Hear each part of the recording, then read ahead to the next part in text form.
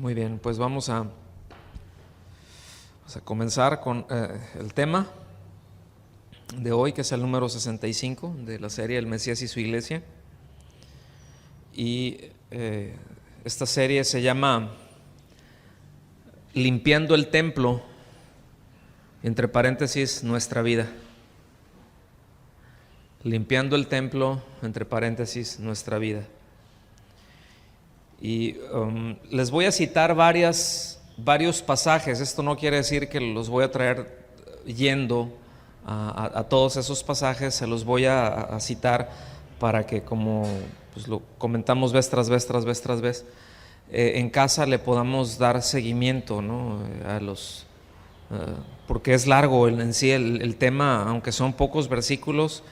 Lo que es el pasaje, pues realmente tiene un contenido muy, muy grande, ¿no? Se puede ir para varios lados, pero vamos a estar estudiando Lucas capítulo 19, del versículo 45 al 48. Y este pasaje, esencialmente habla de la purificación del templo. Ya la semana pasada estuvimos aprendiendo acerca de la entrada triunfal, ¿se recuerdan? Entonces, bueno, pues él ahora sí que ya entró a Jerusalén. Acuérdense que es ya su último viaje a Jerusalén. Ya tenemos que tener en cuenta una parte histórica ahorita ahí de la celebración de la fiesta de la Pascua, para que veamos por qué había tanta gente de todo Israel ahí, porque se estaba celebrando la Pascua, se estaban preparando ya para la celebración de la Pascua. Sí, iba a ser en esos días. Pero bueno, en este pasaje, repito, habla acerca de la purificación del templo. Y esto tiene sus pasajes paralelos en los evangelios sinópticos, en Mateo capítulo 21 versículos 12 y 13, y en Marcos capítulo 11 del versículo 15 al 17, ¿sí? Esto va a ser muy bueno, repito, que lo lean en casa y que enriquezcan la porción de ahí, porque es precisamente para lo que los sinópticos, a la hora de que ya lo vemos todo, pues agarramos el cuadro completo, ¿no? Aquí se tiene en la Escritura, se tiene en el Nuevo Testamento registrado que el Señor limpió 2 veces el templo. O sea, hubo 2 incursiones, ¿sí? Una fue empezando su ministerio, que de esa no habla Lucas, fíjense. No sé por qué la obvió o la omitió, pero no trata Lucas lo que fue la primera limpieza que hizo del templo, ¿verdad? La tremenda chicotiza que les acomodó a medio mundo.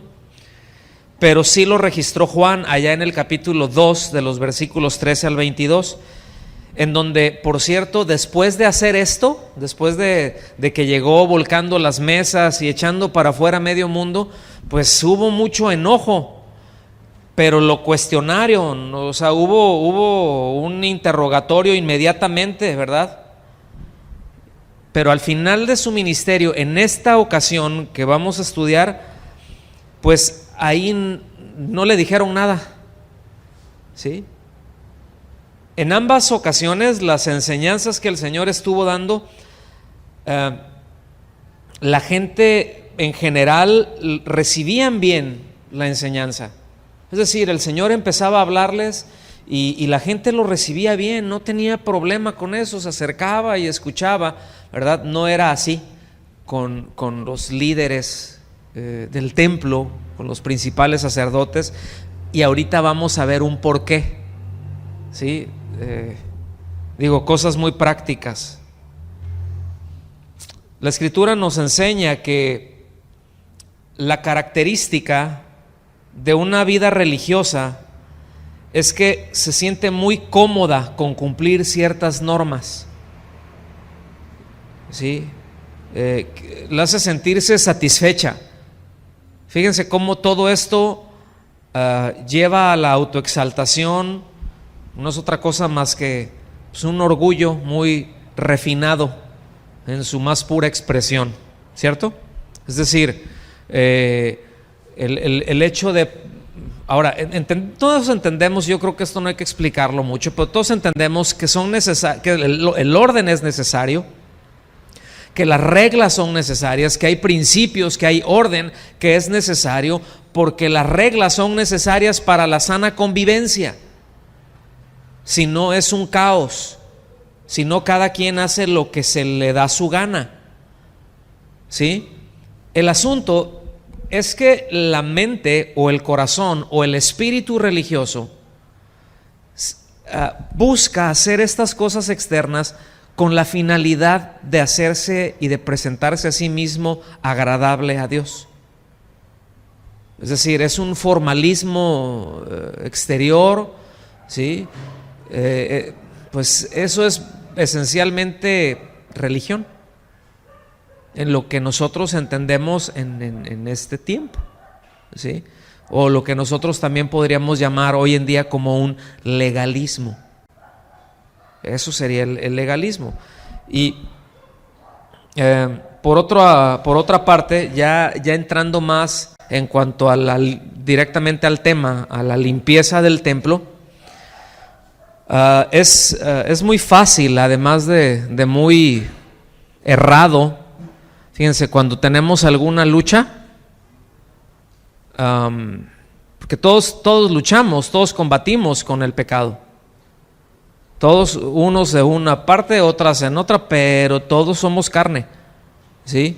Y la carne, como lo hemos dicho, sigue siendo el asiento del pecado, porque no está redimida aún, ¿sí? Pero, bueno, no sé, ¿no? Por alguna razón se nos ha enseñado a que es que el pecado lo vamos a resolver orando, manteniéndote en oración, vas a vencer el pecado. Y eso es parcialmente una verdad. Es cierto que necesitamos, es imperativo que estemos orando. Velad y orad, ¿sí? Pero el velad tiene una connotación de actuación, es decir, de actuar, de tomar decisiones, de tomar acciones. Y el orar, obviamente, es dirigido por Dios. ¿Oramos para que nada más para desahogarnos delante de Dios, u oramos para que Dios nos dirija? Oramos para que Dios nos dirija. Y bueno, también en eso Él nos consuela, también en eso nosotros aprendemos, y etcétera, etcétera. Pero muchas veces decimos que le llevamos nuestro pecado al Señor para que nos lo quite. ¿Han orado alguna vez de esta manera? Señor, te traigo, esta es mi lucha, este es mi pecado, y está bien, lo presentamos, pero Señor, quítame esto. ¿Hemos orado alguna vez así o tenido esa idea? Yo creo que sí. Sin embargo, eso no tiene un apoyo bíblico, aunque se haya hecho una práctica, pues precisamente por la falta de instrucción bíblica en distintos sectores de la cristiandad, ¿no? Más bien nos enseña la Escritura que tenemos que renunciar, dice, a lo oculto y a lo vergonzoso. Eso es lo que dice el apóstol Pablo, el apóstol Pedro, ¿verdad? Le dice ahí en la primera carta, desechad toda malicia, toda mentira, etcétera, etcétera. O sea, nosotros tenemos que tomar acciones. Dice, revestíos del nuevo hombre. O sea, no dice el Señor los va a revestir, no, dice ustedes. O sea, son acciones que nosotros tenemos que hacer. ¿Sí? ¿Sí está claro eso? Es en responsabilidad nuestra. Bueno, hay mucho terreno que cubrir, entonces vamos por favor ahí a los versículos 45 y 46. Dice Lucas 19, 45 en adelante. Y entrando en el templo, comenzó a echar fuera a todos los que vendían y compraban en él. O sea, como dice aquel, no, llegando y echando lumbre, ¿no? Entrando en el templo, comenzó a echar fuera a todos los que vendían y compraban en él, diciéndoles, escrito está, pongan atención, escrito está, mi casa es casa de oración, mas vosotros la habéis hecho cueva de ladrones. Aquí el Señor pues está entrando. Obviamente eran Eran unos atrios muy grandes, era lo que se conocía o que se conoce como el atrio de los gentiles, es decir, un lugar destinado para que los no judíos piadosos, ¿sí?, se acercaran a adorar al Señor. Un lugar destinado para que ellos adoraran a Dios. Pero el Señor llega y se encuentra con un espectáculo muy lamentable, no solamente para sus ojos. O sea, imagínense ustedes un lugar en donde se debía de estar adorando, y cuando entra, lo que hay es un tianguis, lo que se encuentra es un mercado. No se escuchan las oraciones, se escuchan los balidos, ¿sí? No se escucha el acá de las monedas y todo, pues porque no tenían billete, era con metal, ¿sí? No huele a incienso, sino huele a estiércol, porque los herbívoros tiran a cada rato, ¿sí o no?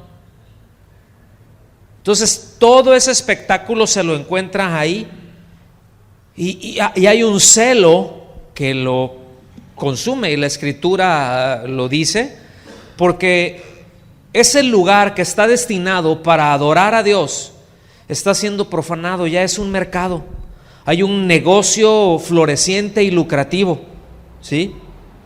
Y es muy obvio que en la escena estuvo pues algo rasposa, estuvo álgida, por no decir violenta, ¿sí? Pero bueno, porque el Señor no llegó amablemente diciéndoles, señor vende vacas, ¿verdad? Usted sería tan amable de retirar sus animalitos de aquí y pues de limpiar esto, por favor. Ustedes, señores cambistas, pues recojan, ¿verdad? Acá, y sean tan amables. Ay, muchachos, no sé qué les pasó. Llegó echando para afuera medio mundo. O sea, hasta agarró una acicate, ¿verdad? Ahí y empieza a volcar mesas y a gritarle a la gente, a espantar a los animales. Tenemos que entender que cuando Él entra, cuando Él irrumpe ahí, se hace un caos. Y es una confusión, ¿verdad? Porque todos así como que, oye, pues ¿qué está pasando? Pero me surge una pregunta, ¿por qué Jesús, siendo la misma encarnación del amor, actuó con tanta violencia con los que vendían y con los cambistas que estaban ahí en los atrios del templo? Porque actuó con violencia. O sea, no fue cortés en el sentido de llegar, no, imagínate, llegas y ¡paz! O sea, qué fuerte. Si Él es la encarnación del amor, de la caballerosidad. Noten que aún en la ira, en el enojo, sin pecado, es una indignación santa, lo cual nosotros estamos muy lejos de conocer. Por eso yo tengo mucho conflicto cuando se hace tanto énfasis, es que el enojo y la ira de Dios, y Dios aborrece, y lo ponen, o sea, ese antropopatismo de que Dios tiene, y que sentimos el coraje y el celo de Dios.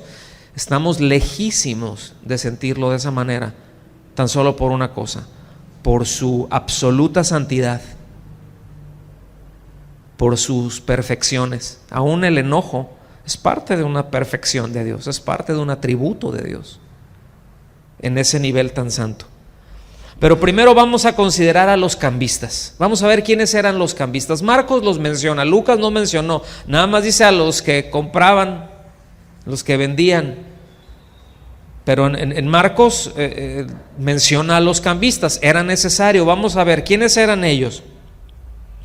Miren, todo judío varón tenía que pagar un impuesto, un tributo anual, que era medio ciclo. No me pregunten cuál sería el equivalente ahorita, no tengo idea, ¿sí? Pero esa era la cantidad que tenía que pagar anualmente, ¿sí? Era un impuesto que se pagaba en el templo. Creo que el equivalente era a 2 salarios de trabajo de una persona, de un jornalero, ¿sí? Entonces, normalmente un mes antes de la Pascua se instalaban puestos por muchas partes de las ciudades, ¿verdad? Y en aldeas en donde se podía pagar, pero esto se llevaba al templo, ¿sí?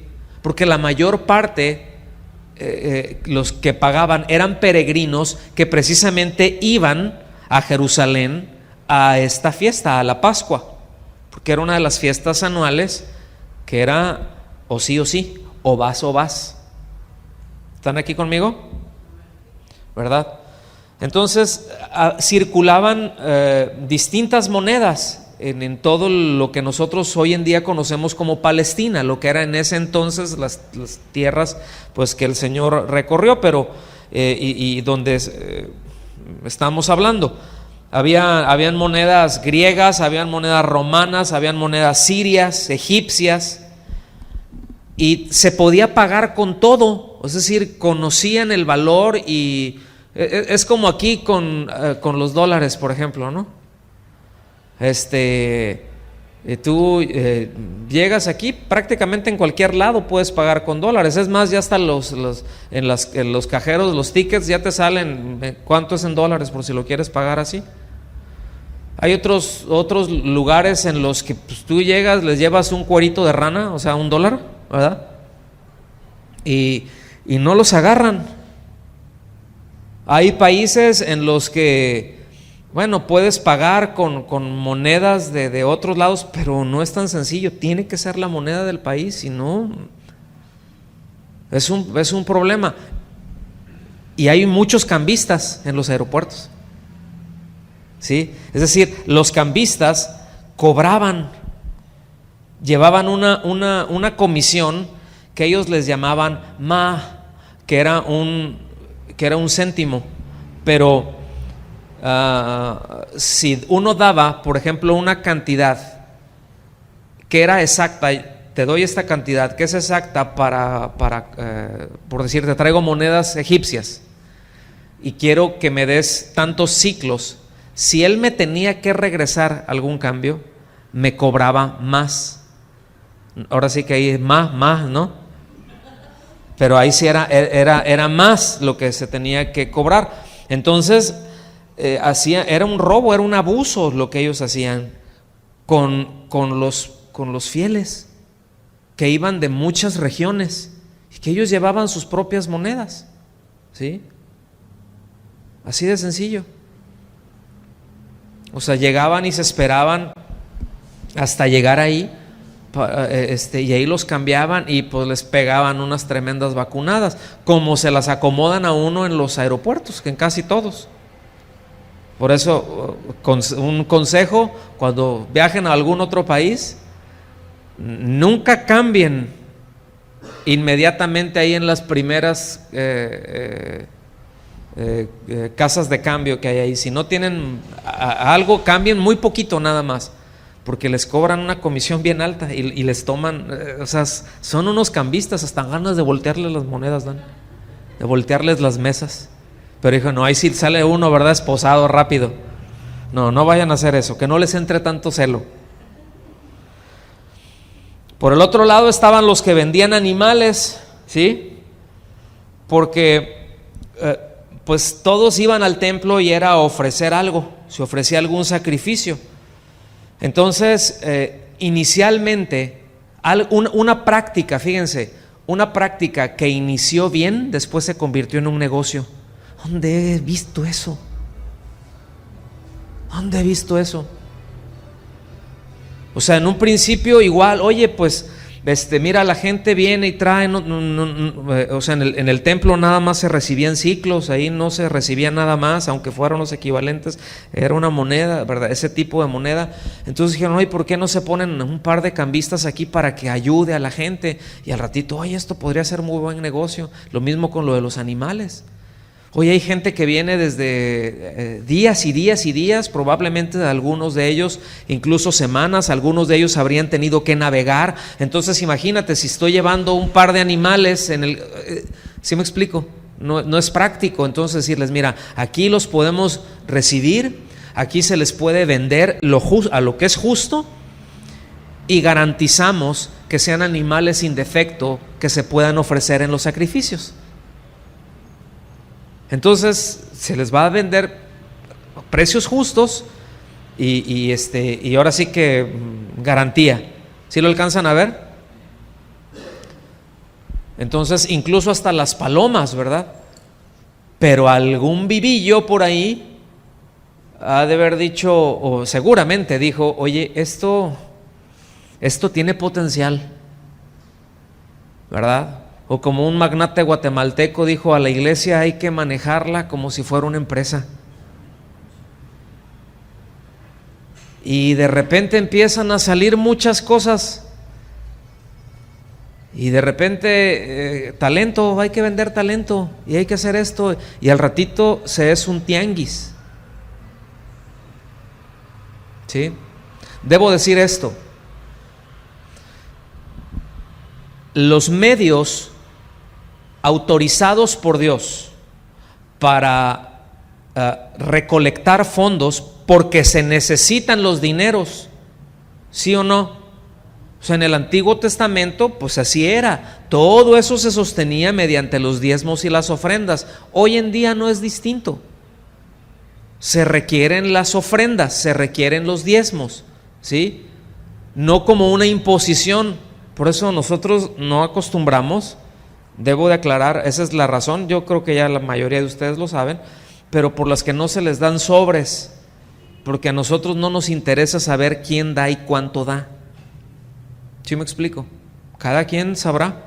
Nosotros enseñamos, pues, y obviamente se presentan, hay necesidades, se tienen que cubrir.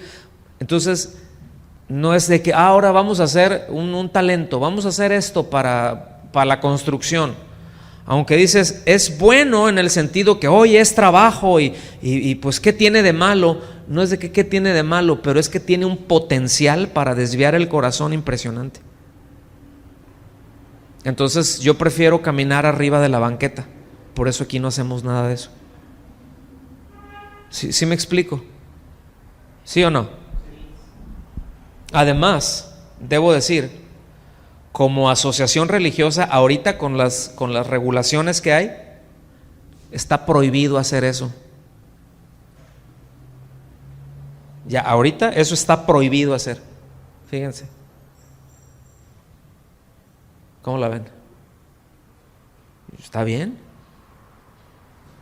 Entonces, pero bueno, aquí también se abusaba de los peregrinos, ¿verdad? De una forma pues que realmente era un robo legal. ¿Sí? También les ponían unas tremendas estafadas.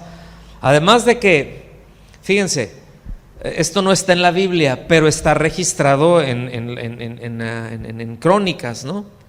A todo eso, ¿saben cómo se les conocían a todos estos puestos donde se vendían y donde se cambiaba? Se les conocían como las tiendas de Anás.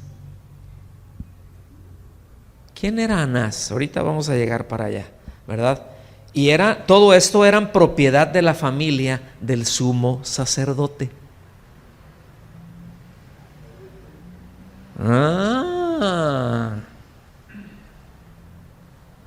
¿Cómo la ven? No, pues aquí en esta iglesia vamos a hacer un tremendo auditorio, vamos a poner acá, miren, se da esto, llega a ser, esto pasa en otros lugares. Yo no sé si aquí en México hay, pero yo sé en otros países así se hace. En un centro comercial, ¿sí? Pues hay estacionamientos, hay tiendas, de todo. ¿Sí me explico? Hay quienes, por ejemplo, una congregación muy grande que te junta 10,000 personas, 15,000 personas en un par de reuniones. Es una propuesta interesante el llegar y decir, mira, ustedes póngannos todo esto, porque yo voy a ponerles gente a todos ustedes. Porque ¿a dónde creen que se van a comer toda esa gente que llega que creen que van a hacer si están en un centro comercial saliendo de la iglesia. Y sales y te encuentras con una tienda de comida acá y la otra por acá y la otra tienda de esto acá y la otra tienda de allá y el otro de entretenimiento. Ahí te quedas. Y tú les llevas a esa gente.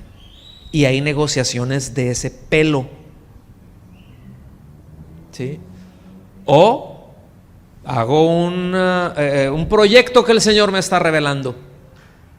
¿Sí? Algo grandioso para su gloria. Es un auditorio impresionante, ¿verdad? Y es un centro comercial y ellos cobran las rentas. Entonces llegan locatarios, lo mismo, ¿verdad? Y todo eso a la bolsa de ¿quién creen que va? Pues del sumo bandido, del sumo pillo. ¿Sí lo alcanzan a ver? Entonces eso era, fíjense, así les decían las tiendas de Anás. Por eso cuando detuvieron al Señor, en Juan 18:13 dice que al primero que lo llevaron fue con Anás. No le gustó. A Anás no le gustó que les echara abajo su negocio. Se metió, le tocó la bolsa al sacerdote Anás. ¿Sí? Él estaba encantado de vengarse del que lo desafió y que atentó contra su bolsillo. ¿Sí? O sea, no es que el comprar y el vender manche la dignidad de algo solemne como es una reunión.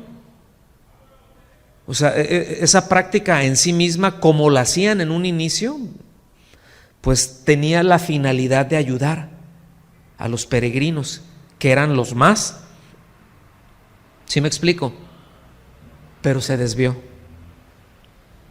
Es que el dinero es muy tremendo.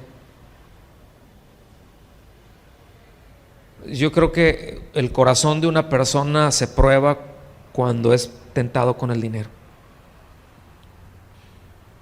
Alguien dijo, dice, tú no sabes lo que es la tentación hasta que no toca la puerta a ti la riqueza y el poder. O sea, a lo mejor ninguno de nosotros lo sabremos nunca, ¿verdad? Pues todos, ¿verdad? Pero es una tentación, ¿sí o no? Es una tentación. Entonces fíjense, qué ondas, ¿no? O sea, digo estos paréntesis, cómo el evangelio de la prosperidad busca eso, a que anheles eso, a que desees eso.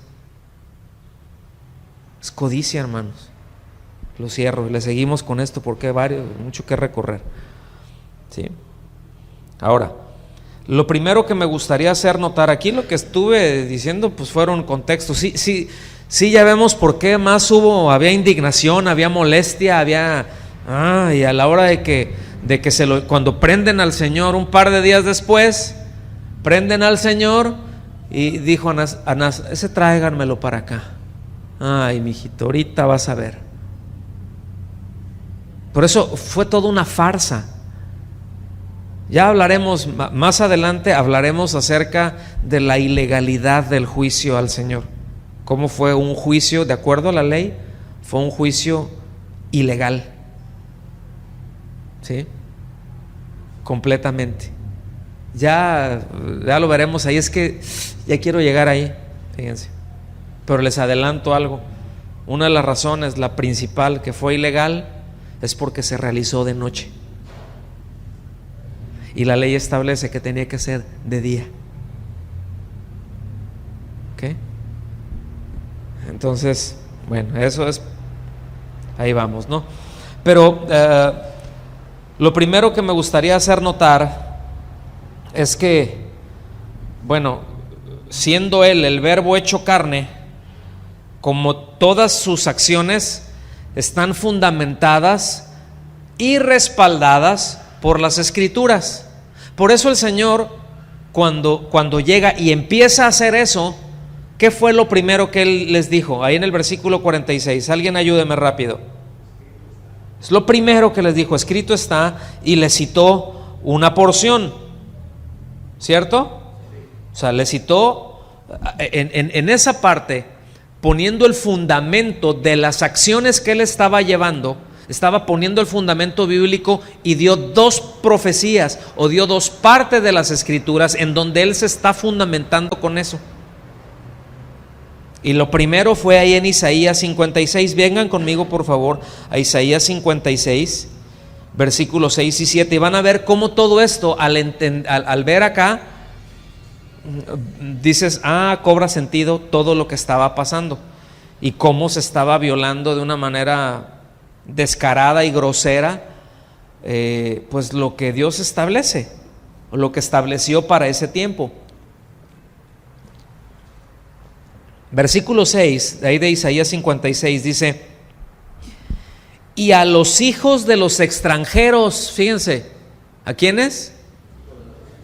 O sea, se está refiriendo a las otras naciones, no se está refiriendo a los judíos. Dice: y a los hijos de los extranjeros que sigan a Jehová para servirle.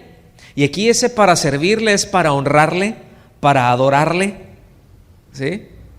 ¿Se fijan cómo no era algo nuevo? Lo que pasa es que el judío luego cerró su mente como hasta hoy en día y no somos nosotros. Y el Señor dijo no. Y ahorita van a ver. Sigan a Jehová para servirle y que amen el nombre de Jehová para ser sus siervos. Dice: a todos los que guardan el día de reposo para no profanarlo. Y entendiendo esto, dices, no, esto no es de que hay que ser sabatistas, porque aquí ya ves cómo dice. No.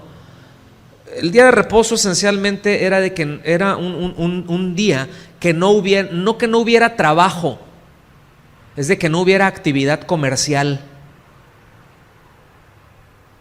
Es de que no hubiera actividad comercial, ¿sí? Bueno, tienes allá para la chama, pero pues había, porque ustedes se acuerdan cómo después hubieron las tradiciones, ¿no? Y cómo fueron sacando 50,000 cosas que las consideraban, esto es un trabajo. Ya profanó el día de reposo porque hizo esto, ¿verdad? Y por ahí en la serie, la del Sermón del Monte, vimos una lista de distintas cosas absurdas, ridículas, pero que ellos así lo consideraban, porque bueno, así lo consideraban, fueron tradiciones a fin de cuentas, ¿sí? No, sino el Señor no tiene nada en contra de que se hagan cosas, porque el mismo Señor Jesucristo le dice: mi Padre y yo aún en el día de reposo trabajamos, pero no por lucro. Entonces yo quiero que noten cómo esto aquí está haciendo, o sea, desde que buscan al Señor, confían en el Señor, no buscan la oportunidad de, a ver, y ganar dinero. No, pues, confío en el Señor, ¿sí? Puedo hacer a un lado eso y no va a pasar nada, el Señor va a suplir siempre. ¿Sí lo alcanzan a ver? Dice: y abracen mi pacto. Fíjense lo que dice el versículo 7, dice, es porque está precioso, dice: yo los llevaré a mi santo monte. O sea, yo los voy a subir, los voy a traer a mi presencia. Dice, pero yo los voy a hacer. Es una obra de Dios. Vean esta promesa: y los recrearé. Ahorita me voy a detener ahí. Y los recrearé en mi casa de oración. Fíjense lo que dice: sus holocaustos y sus sacrificios serán aceptos sobre mi altar. Es decir, porque se presentaron como Dios lo estipula, ¿sí? Denota obediencia a lo establecido por Dios. Dice: porque mi casa será llamada casa de oración para todos los pueblos. No nomás casa de oración para los judíos, este es el templo de los judíos. No, mi casa es para todos los pueblos. Por eso, escuchen bien, el tabernáculo de David, ¿cuántos han escuchado eso? Bueno, lo deben de haber leído ya. En el tabernáculo de David se distinguía por una cosa del tabernáculo de Moisés. El tabernáculo de David estaba colocado, no voy a hablar de eso, nada más quiero para que ubiquemos este contexto, ¿sí? El tabernáculo de David estaba ubicado ¿en qué ciudad de Israel? ¿Alguien sabe? ¿Alguien se recuerda? Jerusalén, ahí estaba, ¿sí?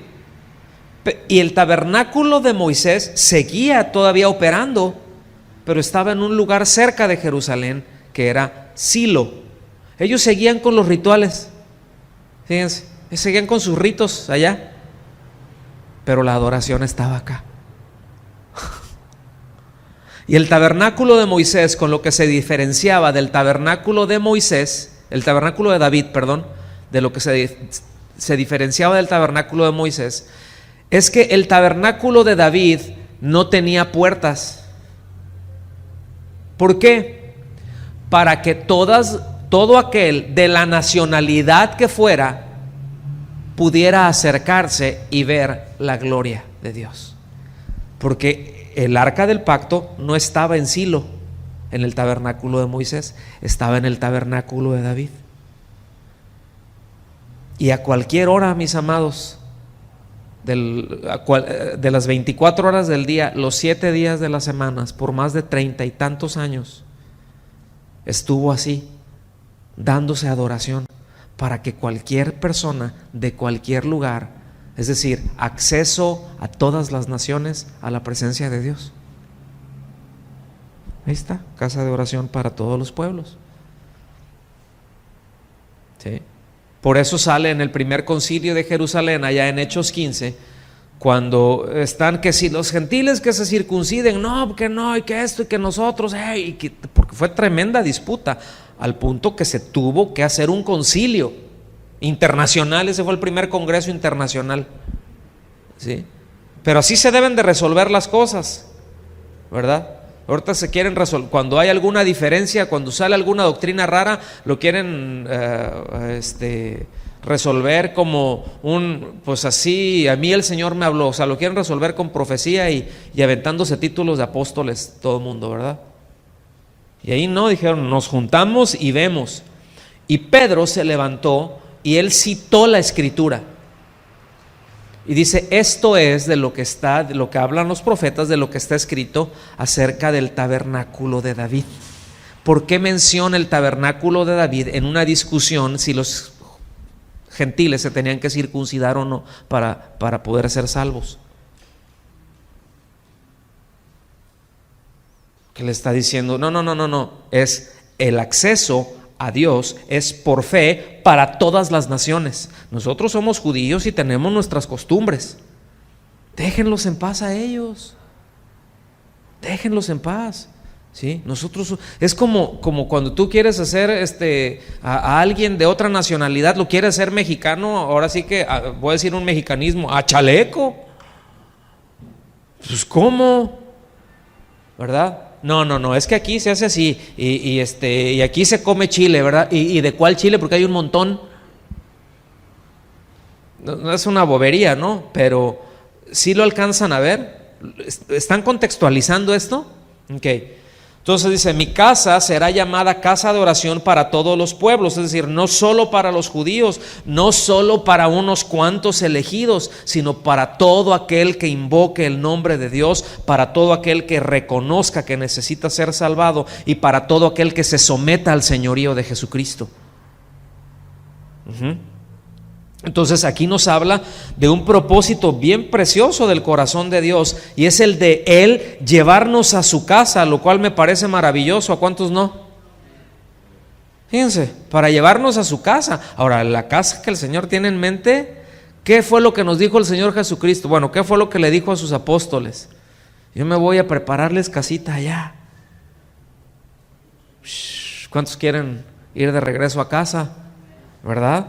Pero mientras tanto, aquí algo se representa con lo que va a hacer allá. ¿Sí lo alcanzan a ver?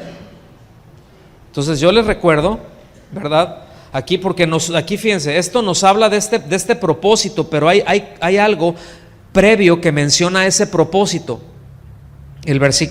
Dos versículos que vimos ahí de Isaías.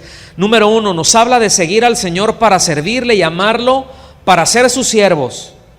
Y yo les recuerdo que nuestro servicio a Dios es precisamente una respuesta a su amor y que ha de llevarse a cabo en los términos que Él establece. Por eso somos siervos.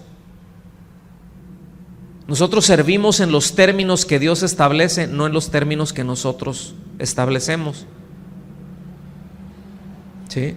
Es lo que hemos hablado, o sea, tantas veces en tantas áreas, ¿verdad? Que oye, hay necesidad de trabajar con los niños. Ay, no, Yo sí quiero servir al Señor, pero con los niños definitivamente eso no. Sí tengo la posibilidad, tengo el tiempo, o sea, podría hacerlo, pero no.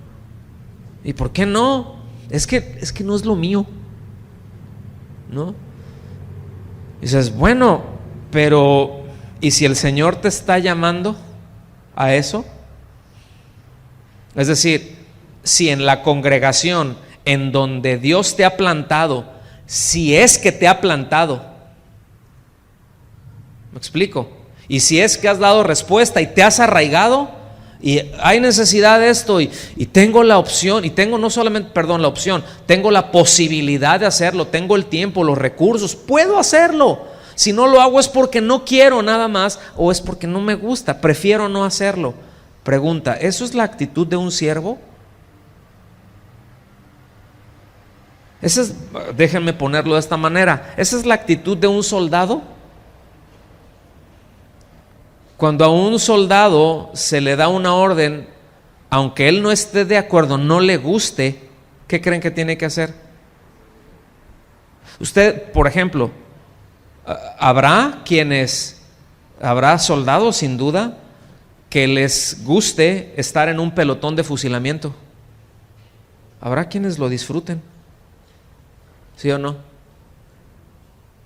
Pero yo he visto de historias que dicen, no, es que no, porque a veces los enjuiciaban y dices, y es dispararle a un compañero y no, ¿verdad? O sea, sí me trueno al enemigo, pero en combate, pero así no. Y dicen, pero es una orden, pues ni modo, apuntando al pecho. Sí.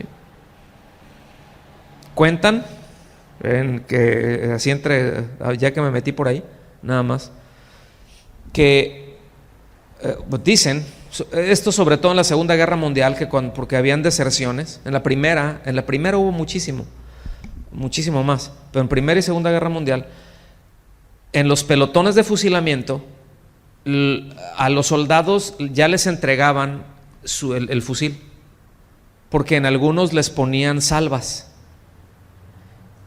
¿Sí? A 2 o 3 les ponían salvas. Y era algo con lo que ellos estaban así como que ojalá me toque la salva. Pero eso era con un aliciente para ellos. Y ellos se daban cuenta cuando jalaban, porque se siente, no sé si ustedes han disparado alguna vez alguna salva con un rifle. Es muy diferente. Cuando es de salva, no se siente la patada como como la da cuando trae la ojiva, ¿no? Ya no sé ni por qué dijo todo eso, pero bueno, el asunto es de que servimos, si somos siervos, en lo que el Señor nos indique, ¿verdad? Entonces el servicio a Dios es algo muy importante en nuestra devoción a Cristo, es lo que nos dice ahí. En el caso del judaísmo, bueno, el servicio consistía en el mantenimiento del tabernáculo, en los ritos del templo. Había muchísimo trabajo en todo eso, muchísimo. Y había toda una parte de la población, ¿sí? Toda una tribu destinada a eso nada más, porque el trabajo era inmenso.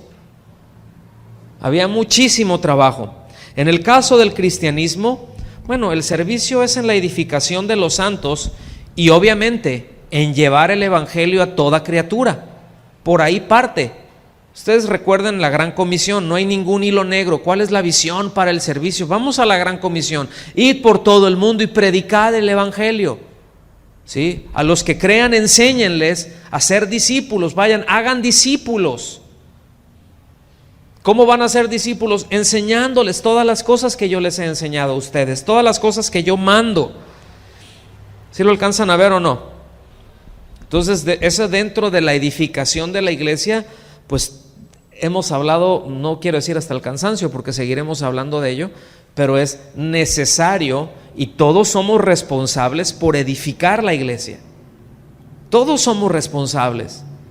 Todos somos, estamos plantados en una congregación, todos somos responsables de edificarnos los unos a los otros. Todos somos responsables de dar un buen uso a las instalaciones, ¿sí?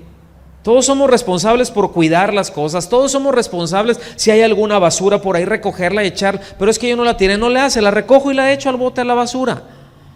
Detalles así, todos somos responsables en esto.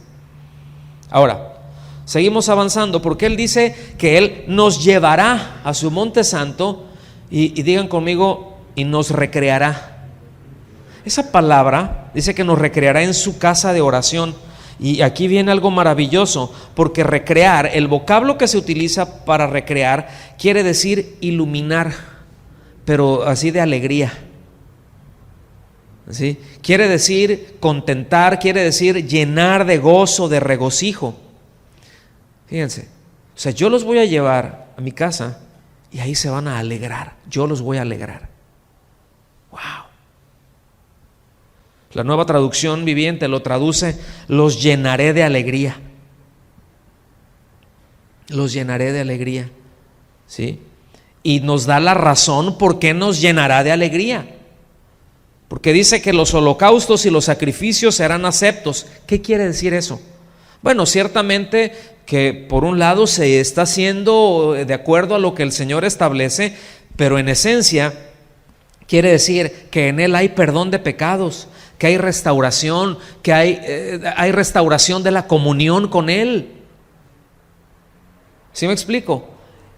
Y si no tenemos en mente eso cuando estamos en la casa del Señor, pues por eso podemos traer una cara de plátano y andar todos guacatones. Pero cuando yo vengo a la reunión de los santos, porque es la reunión de los santos, como lo hemos dicho incontables veces, y vengo con el entendimiento de que mis pecados han sido perdonados, ¿sí?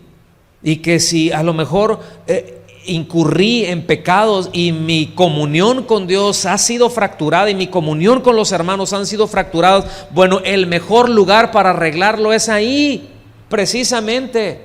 No, yo no voy a levantar mis manos, no, yo no voy a adorar, no, porque es que no, ando mal acá. Pues precisamente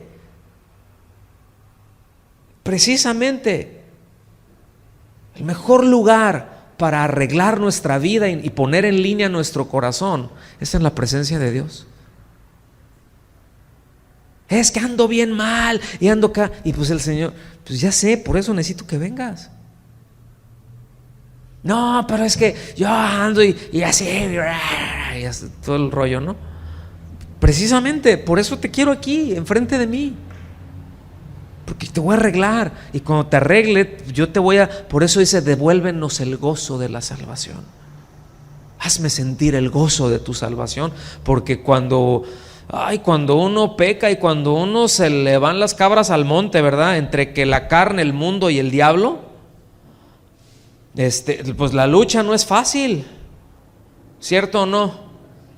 Y se nos va para allá y se siente gachísimo estar cuando uno sabe que está alejado de Dios. Esas son las lejanías que más feo, yo no sé ustedes, pero eso es lo que más feo siento. Y al estar lejos es como que uno entra en una espiral, ¿no? Y cada vez va agarrando, pues ahora sí que hasta el punto en que llega a caída libre.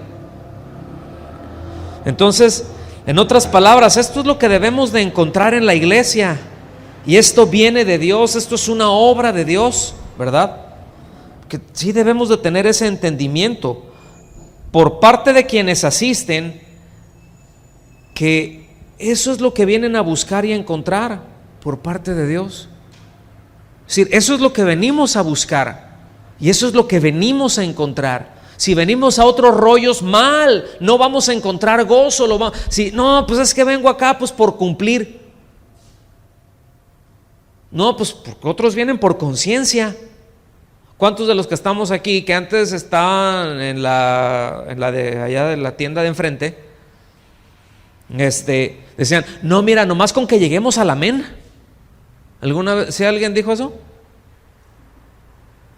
O sea, ya hasta el final. Yo recuerdo, pues yo estaba chavito, yo iba, a mí me llevaban más bien, ¿no? Y yo ya, a veces ya llegábamos tardecito. Ya cuando estaban en el que la paz y ay, que dense la mano, yo decía, ya está terminando. ¿Sí? Pero dicen que cuando uno llega a eso, pues que si llegas a eso, ya eres salvo, porque se le atribuye un poder salvífico al presenciar, al estar en una misa. Entonces hago acá, por eso voy, me confieso, llego, estoy en la misa, ya soy salvo. Ahorita, ¿de dónde creen que sale ese asunto de que y si se pierde la salvación? Porque salí, me porté mal. Pues no sé, pero pues no me dio tiempo de ir, no me dio tiempo de arreglar, no llegué a la misa, no llegué al culto. O sea, son ideas, son conceptos enquistados de mucho tiempo. No es fácil desenquistar un argumento, pero la palabra de Dios es poderosa para eso. La palabra de Dios nos pone unos martillazos que lo resquebraja desde el fundamento. La segunda parte de la escritura que él cita es Jeremías 7 del 10 al 11. Pongan atención, si pueden ir rápido ahí para que me sigan con su vista. Si mi casa es casa de, ¿qué es lo que me estoy encontrando? Si mi casa es casa de oración, no citó todo, pero ellos sabían lo que les estaba citando. Y si ustedes las han hecho cueva de ladrones, citó Jeremías 7, versículos del 10 en adelante. Dice, venderéis, ya estoy con los cambistas y los que venden y todo, mira. Vendréis y os pondréis delante de mí en esta casa, sobre la cual es invocado mi nombre, y diréis, librados somos para seguir haciendo todas estas abominaciones. Es decir, ya venimos, ya cumplimos con todos los ritos religiosos, no tenemos ni un cambio, no tenemos arrepentimiento, ya vine, ya llegué al amén. Fíjense, les hace esa pregunta. Ustedes van a venir delante de mí, de aquí donde se invoca mi nombre, y van a decir, pues como ya llegué, ya estamos librados, podemos hacer lo que quieran, lo que querramos. Y hace una pregunta: ¿es cueva de ladrones delante de vuestros ojos esta casa sobre la cual es invocado mi nombre? Dice, he aquí también yo lo veo, dice Jehová. ¿Qué es una cueva de ladrones? ¿Qué es una cueva de ladrones? Pues una cueva de ladrones denota un lugar donde se escondían los rufianes tras hacer sus fechorías. ¿Sí? El contexto habla de una exhortación, aquí, de una exhortación para corregir las incongruencias entre lo que profesaban y lo que vivían, que es exactamente lo que es el versículo 10. Ustedes vienen aquí, profesan que están practicando el judaísmo, por ejemplo. Ustedes dicen que me vienen a adorar, pero vienen aquí y dicen que pueden salir y seguir viviendo como se les da la gana. Es una incongruencia. Y ahí les dice, tienen que ajustar eso. Ese es el contexto de ese pasaje, ¿sí? Ahora, pónganme atención. Cueva de ladrones, donde los ladrones iban cuando tenían su botín, donde lo escondían. Es donde ellos se podían esconder y donde podían esconder sus botines, sus fechorías, etcétera, etcétera, etcétera. Porque es muy fácil esconderse entre personas que profesan una fe. Pues ya venimos y podemos levantar las manos y podemos engañar a medio mundo. De hecho, si nos ponemos a meditar un poco, que también llegaremos ahí y lo repetiremos esto, pero los dos ladrones que fueron crucificados junto al Señor estaban escondidos entre la multitud cuando la entrada triunfal a Jerusalén. Probablemente estaban ahí en el templo cuando el Señor estuvo echando fuera y volteando las mesas, y a lo mejor, yo no sé, estoy especulando, ¿verdad? Y a lo mejor vieron aprovechando ahí, ¿verdad? Como dice la Biblia, río revuelto, ganancia de pescadores, ¿verdad? Y vieron y dijeron, órale, y agarraron, y a lo mejor los agarraron y por eso los metieron al bote. No sé. pero ellos estaban revueltos entre la multitud de adoradores. ¿Lo ven? Es muy probable que ellos estaban ahí gritando: Hosana, Hosana, bendito el que viene en el nombre del Señor, Hosana en las alturas. Ahí entre la multitud y veían: Hosana, Hosana, pues Hosana, Hosana, Hosana, Hosana. ¿Sí? ¿Cuántos luego pueden venir a una reunión y vienen pues mal, y haciendo sus rollos, haciendo sus fechorías, ¿verdad? Y llegan: no, pues sí, nomás acá, y levantan las manos, pues aleluya, ¿sí me explico? Y salen igual de como entraron. No. Ese mismo pasaje del versículo del 9 al 11 en la Nueva Traducción Viviente se lee así: ¿de verdad piensan que pueden robar, matar, cometer adulterio, mentir y quemar incienso a Baal y a los otros nuevos dioses que tienen, y luego venir y presentarse delante de mí en mi templo a repetir: estamos a salvo, solo para irse a cometer nuevamente todas las mismas maldades? Es clarísima esta versión. Dice: ¿no reconocen ustedes mismos que este templo que lleva mi nombre se ha convertido en una cueva de ladrones? Les aseguro que veo todo el mal que ocurre allí. Yo, el Señor, he hablado. Esto es para hacernos temblar, debo decir, empezando por mí. Pero esto es para hacernos temblar. Es para limpiar el templo, que es nuestra vida, porque el Señor lo ve. A veces no meditamos en eso. A veces no meditamos que los pensamientos que tenemos los está viendo el Señor, que está en nosotros, si está en nosotros, y lo incomodan. A veces no meditamos que lo que vemos lo incomoda. ¿Me explico? Y lo contristamos y lo agüitamos en buen mexicano. ¿Sí? ¿Cómo lo ven? Versículos 47 y 48. Vámonos para el final, casi. Muy casi. Casi. Y enseñaba cada día en el templo. Qué bonito. Enseñaba cada día en el templo, pero, digan conmigo, pero, o sea, sí hay quienes le ponen pero los principales sacerdotes, los escribas y los principales del pueblo procuraban matarle, y no hallaban nada que pudieran hacerle, porque todo el pueblo estaba suspenso oyéndole. O sea, los tenía así. Entonces fíjense que como padres, esto es algo que podemos aprender, que él utilizaba cada oportunidad para enseñarles la palabra de Dios. ¿Se fijan? Algo que llegas y sin duda era un espectáculo terrible. Él hizo algo, pero inmediatamente les empezó a enseñar, ¿verdad? Y aprendemos también de eso, que siempre ocasiona una reacción, y que cuando viene la enseñanza, cuando hay una reacción y viene la enseñanza de parte del Señor, tenemos que entender que hay quienes van a estar muy atentos, que van a estar muy interesados en escuchar, en aprender, en hacer los ajustes que sean necesarios, ¿sí? Por el otro lado, también habrá quienes se encolericen, va a haber quienes se molesten, simplemente habrá quienes rechacen rotundamente la palabra de Dios porque sienten afectados sus intereses, y no solamente en un aspecto monetario, o no necesariamente.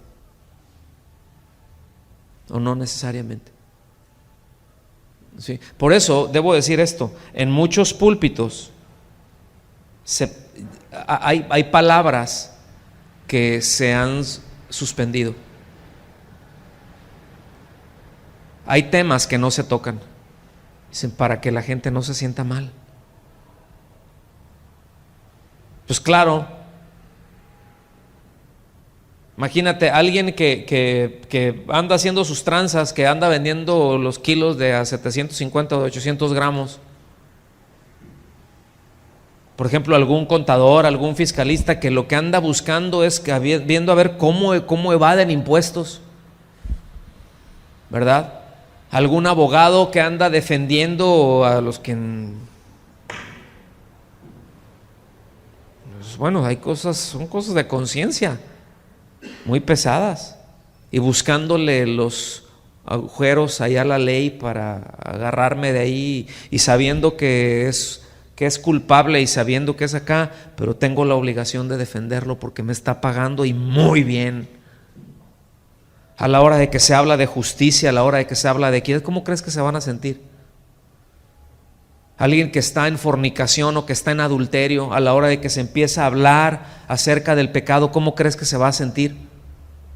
Pero vean la maravilla, que eso viene y la palabra nos pega, nos incomoda y nos podemos arrepentir y venir y en su casa reconciliarnos con Él y ser llenos de gozo. ¿Sí lo ven todo esto? Eso es una maravilla. Pero hay quienes rechazan esto. A mí me tocó, yo no lo estoy platicando, a mí me tocó en un lugar que nos dijeron tal canto y tal canto no, y en los cantos esos que nos dijeron no, hablaban de la sangre y hablaban de la cruz. Dijeron esos no, porque luego la gente llega así, imagínate que dices, oh gloriosa cruz. ¿Cómo que gloriosa cruz? No, pues algo horrible, un instrumento de muerte. Sí, pero por esa cruz podemos tener acceso al Padre. Es en ese sentido, ¿sí me explico? Ay, híjole. Hay algo increíblemente audaz aquí en la acción del Señor, de ponerse a enseñar en el templo cuando ya le habían puesto precio a su cabeza.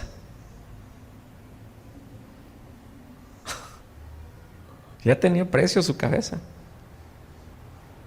¿Sí? Ya andaban ahí, pero dice que buscaban y no lo querían reprender, dice, lo buscaban para matarle. O sea, lo querían asesinar. No estaban interesados en a ver qué es eso que estás diciendo. A ver qué es eso que estás diciendo. Ven para acá, vamos a ver dónde está el Sanedrín. ¿Sí? O sea, ¿dónde están los maestros de la ley, los escribas? A ver, vamos a ver eso que estás enseñando.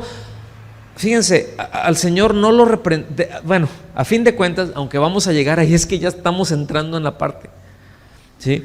Pero al Señor, a Él no lo mataron por lo que enseñó o por los milagros. A Él lo mataron por quien Él dijo ser, el Hijo de Dios. Analice eso y verá. Y eso es clave en nuestra fe. Eso es clave, el Hijo de Dios. Era un desafío abierto. Pues estaban bien molestos, pues cómo no, si les echó abajo el negocio de las tiendas de Anás. ¿Sí? O sea, era un negocio millonario. Estaba sacando algunos datos ahí de las ganancias que daban a los cambistas al año. ¿Sí? Dicen que eran de millones de ciclos.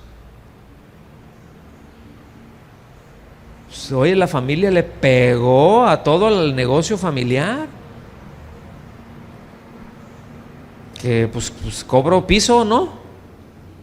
Pues ¿dónde los pongo? No, pues mira aquí, pero de todo esto me vas a dar tanto. O sea, ya de aquel entonces, fíjense, hablando de eso. Negocios millonarios. Y eso podríamos hablar del mercado de la fe. De cuántas cosas se hacen, ministerios, entre comillas, que lo que buscan es un mercado lo que hay. Y puedo mencionarles y puedo dar nombres, ¿sí? No lo voy a hacer, pero de empresas, disqueras, de editoriales, que mi ministerio no es cierto, no es un ministerio. De artistas, ¿sí? Que algunos de ellos corrigieron, que algunos de ellos llegaron a firmar por ahí. Vino una disquera del mundo, por ejemplo, llega Sony Music hizo eso y compró a varios artistas cristianos por un tiempo y firman un contrato. Dices aquí, mira, pues es gente de negocios. Dicen, oye, aquí hay una buena lana, esta persona compone bien, lo hace muy bien. Mira, por eso, escuchen bien, luego muchos de esos artistas, dices, traen unos musicazazos que son profesionales pero no son cristianos. Les pones, unos muy buenos músicos, están todos así, hacemos una buena producción, ¿verdad? Y firman contratos millonarios. Van a ser tantos discos los que vamos a producir y van a hacer giras. Y yo sé de gente, ¿verdad?, que era de que ya no, es que yo no quiero salir a cantar. Pues tienes que hacerlo, mano.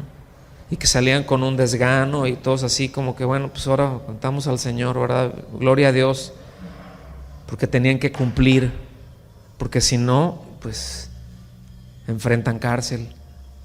Se hicieron un contrato comercial, le entraron a las tiendas de Anás. Y a algunos de ellos se les acabó el contrato y dijeron, ya quedé asqueado de esto no es del Señor. Algunos se dieron un frentazo, otros dijeron, ¡qué bendición! Hay que producir más y ponemos nuestra propia disquera y nosotros nos va a ir requete bien. ¿Cómo la ven? Sí, por eso no les gustan luego que se prediquen este tipo de cosas. ¿Sí? Entonces imagínense, el Señor pues ya le habían puesto precio, como dije hace un momento. Entonces el tema es lo que nos dice aquí, que las autoridades de ahí del templo, el sumo sacerdote, pues que no le podían prender, porque la expresión cuando dice que estaban suspensos la gente, era el equivalente, el más literal es estaban prendidos de sus labios. Fíjense. O sea, le estaba hablando. Y ¿se acuerdan cuando mandaron las autoridades a los alguaciles a detener al Señor? Y llegaron y se quedaron así, se regresaron. Y dije, ¿qué hubo? ¿Por qué no lo trajeron? Y dice, nunca hemos oído hablar a nadie así. No pudimos, nunca hemos oído hablar a alguien así. Ya se convirtieron, hagan lo que quieran, pero nunca hemos oído hablar a nadie así. Es impresionante, me desnudó el alma. ¿Sí? Cada vez que él hablaba, exponía su vida, ¿verdad? Y él sabía que era cuestión de poco tiempo, porque ya iba a llegar al fin. Ahora, esta enseñanza que él estaba dando aquí no era algo aislado, era algo que estaba muy vinculado, que estaba ya muy amarrado a lo que el Señor ya estaba haciendo ya en su última semana, ¿sí? La oposición se continuaba, ¿verdad? La oposición concertaba esfuerzos y todo el mundo, los líderes judíos y los líderes religiosos, es decir, los líderes de la nación y los líderes religiosos andaban buscando la manera ahí para destruirlo. Por eso hablan que Caifás, el sumo sacerdote, dice, fíjense cómo, Dios usó una burra, ¿ok? Para que luego no digan que es que porque profetizó o dio una palabra de parte de Dios. Oh, no, pues su vida anda bien, si es un verdadero creyente. Que alguien profetice aún de parte de Dios, puede hablar de parte de Dios y no ser un creyente, porque Caifás dice que profetizó. Nos conviene más que un hombre muera por toda la nación. Está hablando de la muerte de alguien, de uno solo, para expiar a toda la nación. Y él no sabía qué estaba hablando. Él estaba hablando en términos políticos, pero dice que profetizó. sin saberlo. O probablemente tuvo eso, yo no lo sé. Entonces nada más para que no nos saquemos de onda cuando, ay, pero es que mira, sí profetiza, y sí ha profetizado, y sí, pues yo, ¿cómo no? Pues debe de ser de Dios, por supuesto, y la gente se apantalla y se les olvida que eso no se mide así, sino se mide por el mensaje que se da, no por los dones que se lleguen a manifestar en un momento dado. Entonces, por el momento, los planes de los líderes de la nación pues eran inútiles, porque el Señor en ese momento, por así decirlo, estaba cubierto, gozaba de una, pues no sé si decirlo así, pero muy volátil popularidad, porque pues no era una devoción que tenía la gente. Estaban, como dice la expresión, estaban suspensos, estaban prendidos de sus labios. ¡Wow! ¡Qué mensaje! ¡Qué impresión! ¡Ay, sí es cierto! Ese soy yo. Pues no quiere decir que estaban arrepintiendo y convirtiendo, pero sí les estaba llegando. Y oye, sí es cierto todo eso que está diciendo. Y miren, luego viene gente, y a la hora de que, bueno, cuando expones la palabra, pues Dios te habla. ¿A cuántos les ha hablado Dios? Pues cuando se habla, si es la palabra de Dios la que se expone, pues Dios te debe de hablar, ¿no? ¿Qué es lo que haces con ese mensaje? Ya es cuestión de cada quien. Pero por eso luego mucha gente, incluso están así, y pues me ha tocado ver esto, está ahí a medio mensaje y empiezan y se quiebran. Y uno pudiera decir, ay, el Señor lo tocó, oh, ya está, gloria a Dios. Y pues sí, gloria a Dios, siempre gloria a Dios en todo. Siempre gloria a Dios en todo, pero eso que llore no quiere decir nada para mí. A lo mejor porque yo soy muy duro, tengo un corazón de piedra, ¿sí? Pero no necesariamente que alguien llore me dice algo, porque en los velorios muchos lloran y no es avivamiento, y muchos lloran de manera falsa. Y bueno, pero bueno, el punto de que no era devoción lo que estaban expresando es que cuando se demostró al llevar al Señor delante de Pilato, como toda la gente cambió con muchísima facilidad en ese juicio, al preferir a Barrabás. Como los líderes religiosos y los líderes del pueblo, los líderes de Israel, hicieron que la gente, ahora sí que, ay, también, fíjense que todo ese, yo no sé si les dieron tortibonos o si les repartieron despensas pero algo hicieron, porque hicieron su campaña para que toda esa gente, oye, pues que no, pues mira, te vamos a dar esto, vamos a hacer así, nada más di que Barrabás. Oye, pero es que él habla de una manera muy impresionante. No, pero mira, te conviene así. ¿Les suena familiar eso o no? Entonces, mis amados, como cristianos, debemos de tener ese valor de parecernos a nuestro Señor. Él nos ha dejado un ejemplo muy alto. Ahora ya final, ahora sí. Todos sabemos, todos tenemos en claro que Dios no habita en lugares hechos por manos de hombres. ¿Están claros? O sea, que hay frases que hemos acuñado, ¿sí? Vamos a la iglesia, ¿verdad? O vamos a la congre, para referirnos aquí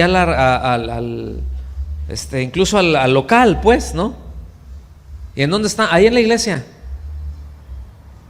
Y bueno, ¿cuántos saben que el edificio no es la iglesia? La iglesia somos nosotros. ¿Están de acuerdo o no? Ahora, no estoy diciendo que está mal, esa es una herejía si decimos así. Simplemente son frases otra vez que se han acuñado y que forman parte de nuestro vocabulario, pero debemos de distinguirlo, debemos de tener eso en claro, ¿sí? porque Dios habita en la iglesia. La iglesia es morada de Dios, somos piedras vivas, Él habita en piedras vivas.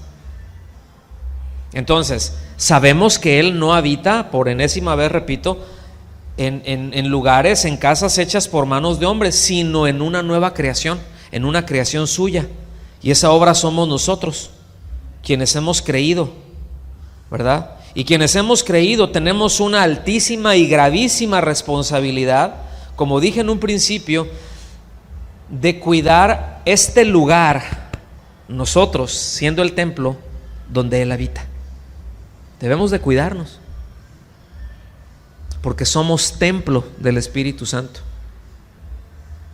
Estamos, y debemos de cuidarnos todos los aspectos. Obviamente lo esencial, lo fundamental es la parte espiritual, ¿cierto o no? Pero escuchen bien, también físicamente nos debemos de cuidar. También nos debemos de cuidar. No, pastor, ahí la Biblia dice que, luego dicen que Pablo le dijo ahí a Timoteo, no, Timoteo, el ejercicio corporal de poco aprovecha, ejercítate para la piedad. Sí, pero el contexto era otro, bueno, muy parecido al que vivimos hoy en nuestros días. El contexto en el que estaba viviendo Timoteo era de que todo era el culto al físico, y ahorita está muy parecido, ¿no? Estamos muy agriegados. Sí. No dice que no sirve, dice de poco aprovecho, o sea, eso no tiene valor eterno. De poco, o sea, pero sí tienes que dedicarle, tienes que cuidarte. ¿Sí? Porque luego anda uno, fíjense, se limita, queda a veces uno mismo trunca el servicio que Dios le demanda a uno por no cuidarse. ¿Sí o no? ¿Sí o no? Yo he aprendido, tengo tiempo, todavía me queda como hora y media. No es cierto, se espanten. Pero nosotros hemos aprendido mucho de esto con respecto a nuestros pastores. ¿Sí? De cómo cuando llegas, por ejemplo, a un momento, nosotros por decir, que estamos pastoreando 2 congregaciones. A mí me gustan muchas cosas extremas. ¿Sí? Si por mí fuera, debo decirlo, yo no andaría en carro, yo andaría en moto. Si por mí fuera. Y no en una moto chiquita. ¿Sí? Porque me gusta sentir el jalón. Así eso de que jalas y los brazos se quedan atrás, ¿verdad? Y luego ya te regresas, ¿no? Hay actividades que a mí me gustan, pero bueno, no es lo mismo los 3 mosqueteros que 30 años después, ¿cierto o no? Y que a lo mejor por yo querer darme un gusto de esos, me doy un mal golpe y quedo fuera de combate para alimentar a las ovejas que el Señor me encomendó. Cosas tan sencillas como esas. Y uno puede decir, ay, qué exageración. Pero hay que cuidar el templo. ¿Sí? ¿Sí? ¿Lo alcanzan a ver o no? Y así en cada cosa. Se va a tener la actividad, por ejemplo, con los niños pronto. Bueno, ya ustedes saben el trabajal que eso implica, el desgaste físico que eso implica, ¿verdad, maestras? ¿Y maestros? ¿Verdad? Implica un desgaste físico de que se te mueve por toda una semana, ya en curso, pero la semana y un tiempo previo, un par de semanas previas, ya entra un ritmo y hay que cuidarse. ¿Sí me explico? O sea, en el sentido de dormir en cuanto puedas, dice, comer bien, no sé, o sea, ya no quiero extender más, pero estoy refiriéndome a esto, que tenemos esa responsabilidad. Ahora, también es cierto que aunque Dios no habita en lugares hechos por el hombre, y lo dijimos en un principio, también debemos de tener y de poner atención en el lugar en donde nos reunimos juntos para invocar su nombre. ¿Sí? Que tengamos un cierto afecto, porque esté bien. Yo no digo, ay, mi corazón está en ese lugar físico. No, pero que haya un afecto. Fíjense, en la escritura habla del rey David. Dice que él puso su afecto en eso. Y por muchos años él juntó de sus riquezas para poder construir el templo, lo que nosotros conocemos como el templo de Salomón, pero el que financió todo ese asunto fue David. Toneladas de oro, piedras preciosas, piedra, madera, o sea, hierro, todos los materiales, pero a pasto los dio. ¿Sí? Dice, porque tenía puesto su afecto ahí. Entonces, aquí no estamos hablando de que, ay, tengo que, ¿cómo amo esta pared? No, o sea, ay, el lugar, amo el lugar. No, pero sí al punto de que lo cuidemos, de tenerlo lo más digno posible. ¿Me explico? Que nos permita desarrollar de la mejor manera posible las actividades para lo que está consagrado, para lo que está apartado el lugar. ¿Sí o no? O sea, este lugar que rentamos está consagrado, está apartado para un uso, y ese uso es la operación de la iglesia. No es salón de fiestas. No es salón de fiestas. Pues a ver, pues ¿qué tiene? Pues hacemos ahí casi una piñata ahí, pues ¿qué tiene? No es salón de fiestas. Es el lugar en donde nos reunimos para invocar el nombre del Señor, donde se le enseñan a nuestros hijos, donde aprendemos nosotros, donde adoramos a Dios, donde podemos pasar ciertamente tiempos también divertidos en un buen sentido, y estoy hablando de una manera sana y santa, ¿sí? Pero pasarla bien también, ¿sí o no? Entonces también nos habla y nos enseña de esto. Entonces, bueno, ya hasta aquí con esto terminamos el tema de hoy. Hay varias cosas por las que orar todavía, y eso va a ser muy importante. Entonces, con esto terminamos.